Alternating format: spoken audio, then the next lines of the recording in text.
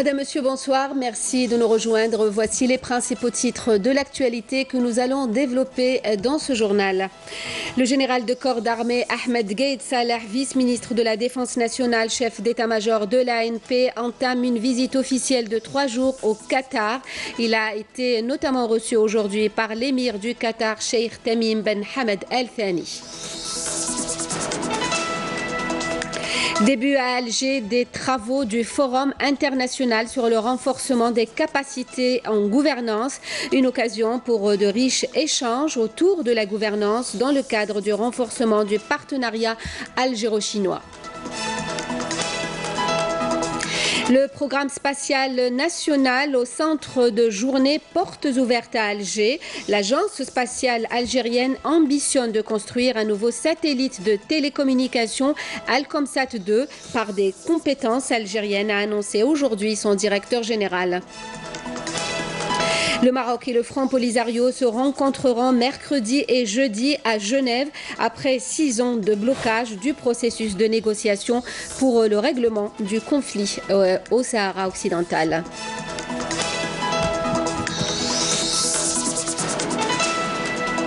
Tout d'abord, le président du Conseil de la Nation s'est déplacé ce mardi à l'ambassade des États-Unis à Alger.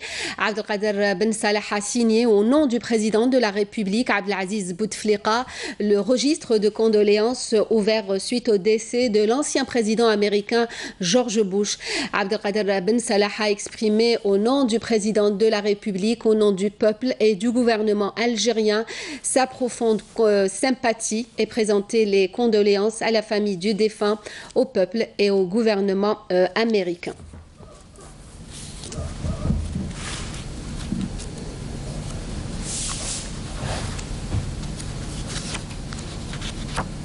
Après les Émirats arabes unis, le général de corps d'armée Ahmed Gaïd Salah, vice-ministre de la Défense nationale, chef d'état-major de l'armée nationale populaire, entame une visite officielle de 3 jours à Doha, au Qatar. Ahmed Gaïd Salah a été notamment reçu aujourd'hui par l'émir du Qatar, Cheikh Tamim Ben Hamad Al Thani. Nakhla Al-Arbi.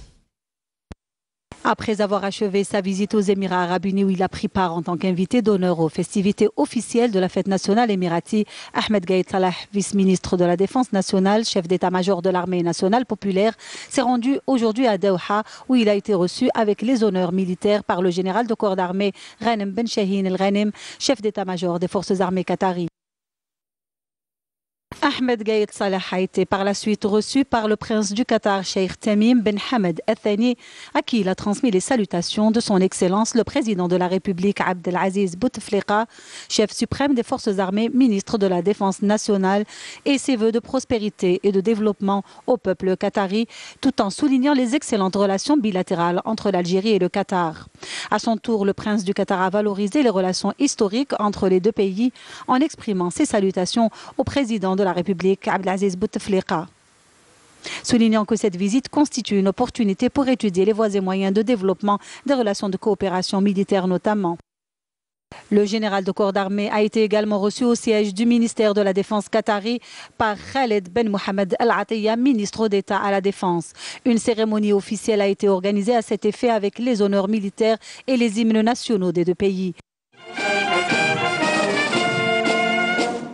Le chef d'état-major a passé en revue un détachement des forces armées qataries qui lui a rendu les honneurs militaires. Au cours d'une séance de travail élargie, les deux chefs d'état-major des deux armées ont mis en exergue les relations de coopération militaire entre l'Algérie et le Qatar et les voies et moyens de les renforcer. La coopération algéro-chinoise s'élargit au domaine de la gouvernance avec notamment la formation, un domaine qui fait l'objet d'un séminaire international de 2 jours à Alger en vue de développer en commun des recommandations pour bâtir un réseau mondial de partenariats en vue de renforcer les capacités de gouvernance des pays. Abdelmajid Ben Qassi.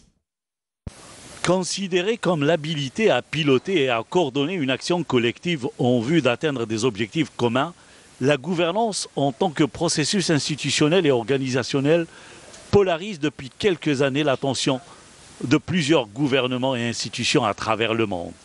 L'Algérie n'est pas en reste. Et pour ce faire, on a fait appel à l'expérience chinoise en matière de gouvernance. Cette réalité en matière de coopération dans le domaine de la gouvernance reflète la profondeur des fortes relations de coopération et d'amitié, très anciennes entre l'Algérie et la Chine. Des relations dont les jalons ont été tracés par le récent accord de coopération de partenariat stratégique global signé par les chefs d'État des deux pays en 2014. Je suis très heureux d'être à Alger dans le cadre de ce séminaire sur la gouvernance, un forum qui a pour objectif de renforcer les capacités de gouvernance. La gouvernance est un réel enjeu pour le développement d'un pays. Nous sommes ici pour renforcer notre coopération en la matière avec l'Algérie. En fait, il existe une coopération entre nos deux pays, notamment dans la gouvernance. Nous nous entraidons et nous apprenons les uns des autres, car nous faisons face aux mêmes défis pour une bonne gouvernance. Nous avons un même projet à ce sujet afin de construire respectivement nos deux pays. En 2015, le ministère de l'Intérieur, des collectivités locales et de l'aménagement du territoire a signé avec l'Académie nationale chinoise de la gouvernance un mémorandum d'entente en vue d'instaurer un partenariat stable entre les deux parties dans le domaine du renforcement des capacités des ressources humaines de haut niveau. Depuis la signature, plus de 400 cadres et responsables algériens ont participé à des séminaires de formation en Chine et en Algérie. L'Algérie, à l'instar de tous les pays, depuis une quinzaine d'années, a pris le modèle comme la gouvernance comme un modèle pour gérer les affaires publiques et les affaires du citoyen également. Mais en fait, il n'existe pas une bonne ou une mauvaise gouvernance. Il y a une gouvernance. La bonne, c'est le sens positif du terme. Mais en utilisant uniquement gouvernance, c'est largement suffisant. Si nous revenons à notre pays, nous avons réalisé beaucoup de choses en matière de gouvernance. Je peux citer par exemple l'égalité, la démocratie, l'utilisation optimale des ressources et d'autres exemples que nous pouvons également utiliser. Il n'y a pas de bonne gouvernance sans des agents publics qui soient des acteurs publics et qui soient de manière loyale avec le gouvernement des personnes qui contribuent au bien public, qui contribuent à ce que les objectifs soient réalisés de manière efficace. Et il n'y a pas de bonne gouvernance sans des acteurs responsables, qui travaillent ensemble, qui écoutent les citoyens et qui contribuent à une volonté politique. Être à l'écoute du citoyen et répondre à ses attentes, c'est là le vrai défi à relever dans le cadre de la gouvernance. Le ministre de l'Intérieur, des collectivités locales et de l'aménagement du territoire, Nourdine Bedoui, s'est entretenu avec le vice-président de l'Académie nationale chinoise de la gouvernance, Zhen Zhanmin. L'entretien s'est déroulé peu avant le début du Forum international sur le renforcement des capacités en gouvernance qu'organise le ministère de l'Intérieur en collaboration avec l'Académie nationale chinoise de la gouvernance. Le comité consultatif des gouverneurs de la Banque africaine de développement tiendra sa réunion demain à Rome avec la participation du ministre des Finances Abdelrahman Raouia. La réunion de ce comité dont l'Algérie est membre aura pour objectif d'échanger sur les avancées majeures au sein de la BAD et de présenter des recommandations quant au plan de développement et de financement de cette institution financière africaine. Cela fait près d'une année que le premier satellite algérien de télécommunication Alcomsat 1 a été lancé avec succès puis mis en service. L'occasion pour l'agence spatiale algérienne d'organiser en partenariat avec Algérie Télécom Satellite des journées portes ouvertes sur l'activité spatiale algérienne. Au programme, divers ateliers, des expositions et communications portant sur les nombreuses réalisations du programme spatial algérien. Abdelhalim Yaïch. Le développement des techniques spatiales en Algérie a atteint un stade très appréciable grâce à la formation continue d'ingénieurs algériens spécialisés et aux importants investissements consentis par les pouvoirs publics. La journée porte ouverte organisée par l'Agence spatiale algérienne a permis de faire connaître aux visiteurs l'importance de l'outil spatial dans la mise en œuvre des projets de développement économique et de prévention des risques majeurs. Présents à la rencontre, la ministre de la Poste et des Technologies de l'Information et de la Communication ainsi que le ministre de la Culture ont rappelé l'importance du développement des technologies spatiales ainsi que l'intérêt particulier accordé par le président de la République Abdelaziz Bouteflika à la promotion des technologies spatiales qui apporteront à l'Algérie plus d'indépendance et d'efficacité dans la gestion des différents secteurs. Ce qui est important en Algérie, c'est que nous avons lancé un programme spatial. Il y a eu la volonté politique. On a lancé une dynamique chez des jeunes Algériens qui sont très volontaires. On a un début de maîtrise des premiers paliers qui ouvrent la voie pour de plus grandes ambitions pour maîtriser plus tard les technologies spatiales. Grâce à différents partenariats, notamment avec la télédiffusion d'Algérie, Alcomsat 1 diffuse déjà des programmes. Donc avec Télédiffusion Algérie, la télévision publique, maintenant vous tournez votre antenne à 24,8, vous allez voir les chaînes publiques nationales et toutes les chaînes radio, 57 chaînes radio et le filet APS. Via Alcomsat 1, c'est déjà fait. La commercialisation des services d'Alcomsat 1 est du ressort d'Algérie Télécom Satellite, qui offre la possibilité de connecter des établissements hospitaliers et des écoles. Algérie Télécom Satellite, elle active dans les solutions de télécommunication par satellite. C'est des solutions qui complètent un petit peu la fibre optique. C'est des solutions qui sécurisent un petit peu la fibre optique. Et ça fait à peu près 2 mois que nous sommes en train d'exploiter ce satellite. Pendant ces 2 mois, on a utilisé plus du tiers de la capacité qui est destinée aux entreprises. On a prévu le programme éducation et santé électronique que nous avons commencé à mettre en œuvre depuis quelques jours. Le but, c'est de connecter tous les établissements de santé, tous les établissements de l'éducation dans un réseau privé. Une évolution majeure qui permettra de concrétiser le passage à l'éducation et à la santé numérique, ce qui favorisera l'accès à des contenus multimédia interactifs. Le succès d'Alcomsat 1 laisse présager la construction d'un nouveau satellite de télécommunication algérien. Et on va faire un point de situation pour savoir si les besoins nationaux sont couverts, s'ils ne sont pas couverts, s'il y a d'autres besoins pour prévoir un satellite d'appoint. Mais de toute façon, sur le plan technologique, prévoir Alcomsat 2 est une très bonne chose. On ne va pas attendre la 15e année pour penser à la succession d'Alcomsat 1. Grâce aux compétences algériennes formées et à l'expérience engrangée ces dernières années avec les différents programmes spatiaux, l'activité spatiale nationale devrait évoluer davantage pour gagner en autonomie et en indépendance. En marge de cette manifestation scientifique, une photo de la grande mosquée d'Alger prise par le satellite algérien Alsat 2 a été présentée lors de cette rencontre. Par la même occasion, un hommage particulier a été rendu au président de la République Abdelaziz Bouteflika en reconnaissance à ses efforts en faveur du développement du programme satellitaire algérien.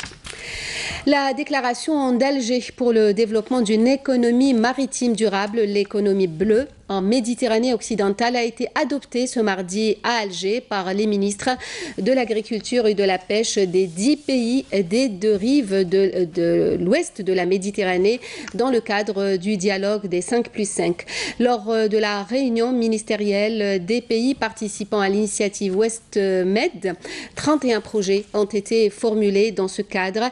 L'Algérie est concernée par l'ensemble de ces projets qui concernent 6 axes prioritaires: la réalisation de pôles d'activité maritime, la conservation de la biodiversité et la restauration de l'habitat marin, la consommation et la production durable, le développement de la pêche et de l'aquaculture durable, le développement et la mobilité des compétences, la sécurité maritime et la lutte contre la pollution marine.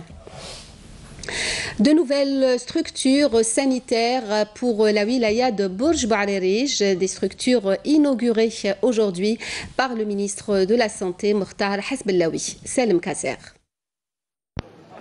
C'est un programme ambitieux qui a été lancé dans la wilaya afin de réaménager les infrastructures médicales, dont 45 polycliniques, 5 établissements hospitaliers, ainsi que 142 salles de soins. Le ministre a d'autre part inauguré une polyclinique.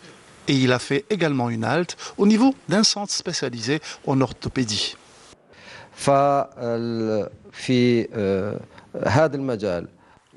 Nous avons réalisé une carte sanitaire pour chaque wilaya et pour une meilleure prise en charge et couverture sanitaire qui répondent aux normes de l'OMS et qui répondent également aux exigences du citoyen Les pouvoirs publics ont pris en charge ce projet et l'ont confié à des entreprises pour sa réalisation.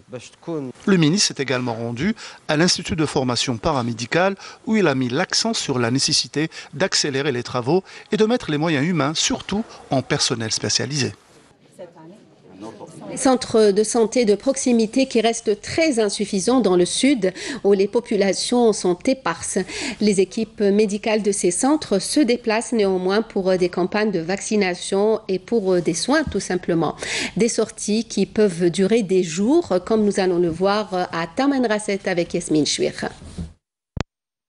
Malgré l'impressionnante étendue de la région de Tamanrasset, les centres médicaux de proximité essaient de répondre au mieux aux besoins du citoyen, et particulièrement en œuvrant à la vaccination de tous les enfants, dont le taux a atteint aujourd'hui les 75% avec un objectif de 75%. Cela ne fait pas longtemps qu'ils sont passés vacciner les enfants ici. Du coup, aujourd'hui, nous n'avons pas beaucoup d'enfants à vacciner. On fait plutôt des pneumos, des DT, des HPV. On les a aussi tous vaccinés contre la polio. Parallèlement à la vaccination des enfants, le médecin accompagnateur fait passer des contrôles et distribue des médicaments aux citoyens de Tamanrasset grâce à une pharmacie itinérante. Nous avons examiné 71 cas, mais nous n'avons pas recensé de cas graves, que des cas normaux, des cas de grippe ou d'angine chez les enfants, ou de conjonctivite pour les plus âgés, des polyarthralgies. Nous faisons des suivis pour la tension artérielle et le diabète. Dans le village d'Ilamen, l'équipe médicale s'occupe d'un nourrisson né depuis quelques heures de manière traditionnelle et qui n'avait reçu jusque-là aucun soin médical particulier.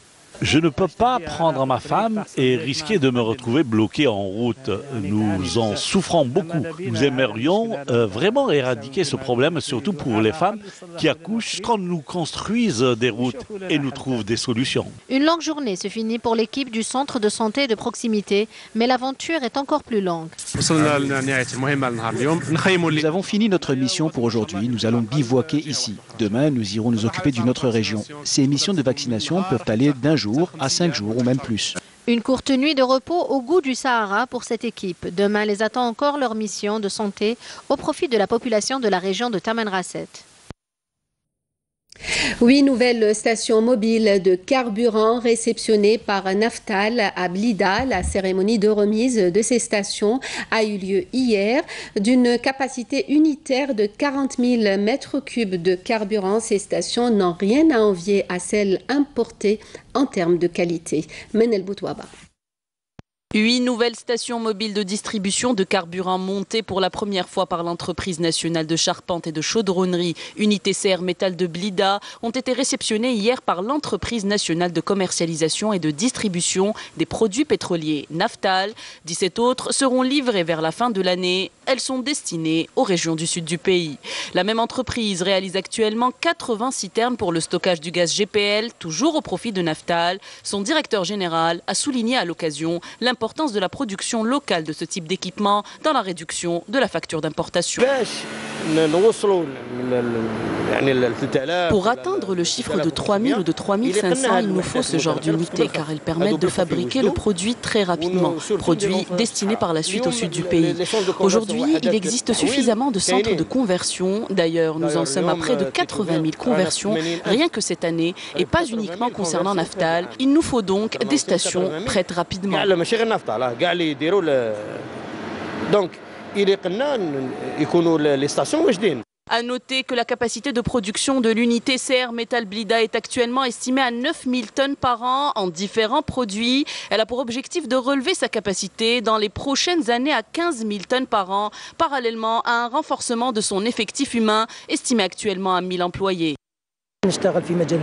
Nous activons dans le domaine de la construction, de l'agroalimentaire et même des ressources en eau. Nous avons des unités au niveau de la capitale qui produisent des stations de traitement de l'eau. Le directeur général de Naftal a annoncé la signature prochaine avec l'unité CR Métal Blida d'un accord engageant cette dernière à lui livrer des stations mobiles pour la distribution du Siraz au titre de la politique de son entreprise visant l'encouragement de ce type de carburant. Lutte antiterroriste, le ministère de la Défense nationale annonce que des détachements combinés de l'ANP ont arrêté hier à Médéa, Oran et Mila 5 éléments de soutien au groupe terroriste, tandis que d'autres détachements ont découvert et détruit lors d'opérations de fouilles et de ratissage menées à Tizi Ouzou et Batna 12 casemates pour terroristes contenant des vêtements, des effets de couchage, des produits pharmaceutiques et divers autres objets, précise le communiqué du MDN. D'autre part, un détachement de l'ANP a saisi lors d'une patrouille de fouilles et de recherche menée à Bourj Beji Mukhtar un pistolet mitrailleur de type Kalachnikov, un chargeur garni ainsi que 3 véhicules tout-terrain, 5 groupes électrogènes, 7 marteaux-piqueurs et un téléphone satellitaire. Dans le même contexte, des détachements de l'ANP en coordination avec les services des douanes ont intercepté à Tamanrasset et Ingezem 36 orpailleurs et 2 contrebandiers et saisi 2 véhicules tout-terrain plus d'1,5 tonne de denrées alimentaires et des outils d'orpaillage, alors que des éléments de la gendarmerie ont appréhendé 2 narcotrafiquants en possession de plus de 9 kg de kif traité à Béjaïa. D'autre part, des éléments de la gendarmerie nationale ont intercepté à Médéa 2 individus en possession de faux billets de banque en monnaie nationale s'élevant à 1 800 000 dinars, tandis que des gardes-côtes ont déjoué des tentatives d'émigration clandestine de 164 personnes qui se trouvaient à bord d'embarcations de construction artisanale à Oran, El Ghazawet et Mostaganem, conclut le communiqué du MDN. Dans le dossier du Sahara occidental, les 2 parties au conflit du Sahara occidental, le Maroc et le Front Polisario, se rencontreront demain à Genève sous les auspices de l'envoyé spécial de l'ONU au Sahara occidental, Horst Köhler, en vue d'évoquer les prochaines étapes du processus de règlement onusien et dresser un bilan des développements survenus depuis l'arrêt des pourparlers en 2012. Naïma Haouch. Seul territoire du continent africain encore colonisé, le Sahara occidental réclame la tenue d'un référendum d'autodétermination prévu pourtant par les Nations Unies dans le cadre du règlement du conflit. Le dernier cycle de négociations mené sous l'égide de l'ONU en 2012 avait abouti à une impasse avec des désaccords continus entre les parties sur le statut du territoire et sur la composition du corps électoral pour le référendum en question. Le Front Polisario a réitéré son engagement et sa volonté d'aller demain à Genève sans conditions préalables. Son seul objectif est de trouver une solution juste et durable afin que le peuple sahraoui puisse s'exprimer librement sur l'avenir du Sahara occidental. De l'avis des experts, la réunion de Genève est une étape importante dans le processus de négociation entre le Front Polisario et le Maroc. Cette réunion se déroulera sous l'égide de l'envoyé personnel du secrétaire général de l'ONU, en plus des pays observateurs, à savoir l'Algérie et la Mauritanie, en application de la résolution 2414 du Conseil de sécurité. Horst Köhler a expliqué que le principal objectif de ces pourparlers était d'évoquer les prochaines étapes à même de relancer le processus politique, outre l'évaluation des développements enregistrés depuis l'arrêt du processus de Manasset en 2012. Devant la stagnation du processus politique, la partie sahraoui entrevoit avec la réunion de Genève l'espoir d'arriver enfin au droit indéniable de l'autodétermination. À propos du Sahara occidental, le 14e Festival international du cinéma se tient dans les territoires occupés. Plusieurs réalisateurs et journalistes étrangers participent avec des longs et des courts-métrages traitant de la souffrance du peuple sahraoui. Youssef Dehili. Les participants à cette 14e édition ont mis en exergue le rôle pionnier du cinéma dans la médiatisation de la cause sahraoui. Nous devons procéder à l'écriture de l'histoire par l'image afin de montrer au monde les souffrances, les sacrifices et la patience du peuple sahraoui. Cette 14e édition du Festival international du cinéma a connu une participation record de projections traitant de la souffrance du peuple sahraoui. Mission dans le désert est le titre du film avec lequel j'ai participé aujourd'hui dans ce festival. Et c'est l'histoire d'un jeune militant qui a longtemps combattu pour la libération des territoires occupés. Nous sommes venus d'Espagne, ça va de notre rôle aujourd'hui de médiatiser la cause sahraoui. C'est important de connaître cette réalité et on va essayer de parler sur ce peuple qui a montré une grande dignité et une grande résistance.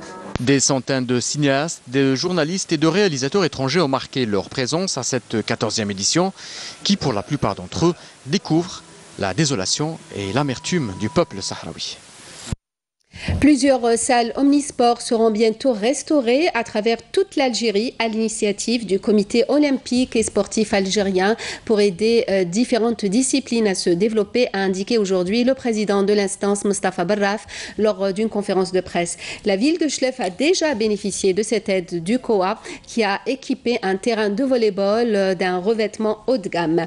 Par ailleurs, Mostafa Barraf a fraîchement intronisé à la tête de l'association des comités nationaux olympiques d'Afrique a assuré qu'il ne songeait pas à transférer en Algérie le siège de cette instance qui se trouve au Nigeria. Le Ballon d'Or 2018 a été attribué hier au Croate Luka Modric qui met fin au règne de Cristiano Ronaldo et Lionel Messi, vainqueurs des 10 derniers trophées récompensant le meilleur joueur de l'année. Vainqueur de la Ligue des Champions avec le Real Madrid et finaliste du mondial avec la Croatie, Luka Modric a devancé Ronaldo et Griezmann. Modric, 33 ans, avait déjà été élu meilleur joueur du mondial en Russie et également remporté les titres de meilleur joueur de la saison écoulée décernés par l'UEFA puis par la FIFA. Et c'était là la dernière information de ce journal, le rappel des principaux titres. Le général de corps d'armée Ahmed Gaïd Salah, vice-ministre de la Défense nationale, chef d'état-major de l'ANP, entame une visite officielle de 3 jours au Qatar. Il a été notamment reçu aujourd'hui par l'émir du Qatar, Cheikh Tamim Ben Hamad Al Thani. Début à Alger des travaux du Forum international sur le renforcement des capacités en gouvernance, une occasion pour des échanges autour de la gouvernance dans le cadre du renforcement du partenariat algéro-chinois. Le programme spatial national au centre de journée Portes ouvertes à Alger. L'agence spatiale algérienne ambitionne de construire un nouveau satellite de télécommunication Alcomsat 2 par des compétences algériennes, a annoncé aujourd'hui son directeur général. Le Maroc et le Front Polisario se rencontreront mercredi et jeudi à Genève après 6 ans de blocage du processus de négociation pour le règlement du conflit du Sahara occidental. Merci à vous de nous avoir suivis. Vous pouvez toujours revoir nos programmes. Les liens